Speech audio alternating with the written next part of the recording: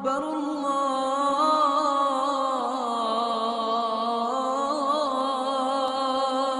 أكبر۔ السلام علیکم۔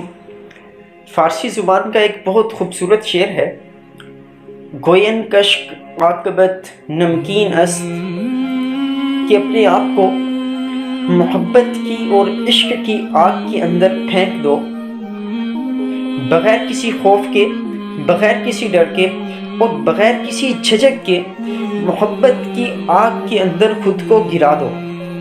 عاقبت نمکین است، اور پھر اس آگ کے اندر جلنے کا مزہ لو۔ اس آگ کے اندر ایک سرور ہوگا، ایک مزہ ہوگا، اس سرور اور مزے کو محسوس کرو اور اپنے اندر اتارو۔ اول شور است عاقبت نمکین است، اس آگ کے اندر ایک تپش بھی ہوگی اور ایک جلن بھی ہوگی، لیکن خود کو اس آگ کے اندر جلنے دینا ہے، اتنا جلنے دینا ہے کہ جلتے جلتے آپ کا جسم کوئلہ بن جائے اور جلتے جلتے آپ کا جسم راکھ میں بدل جائے۔ اور اس آگ کے اندر جلنے کے بعد، جسم کے راکھ بننے کے بعد، سب ختم ہونے کے بعد پھر کیا کرنا ہے؟ ہر چند سے آسیاں است سنگ زیری، پھر اپنے آپ کو وقت کی چکی کے پاٹوں میں پھسنے دو۔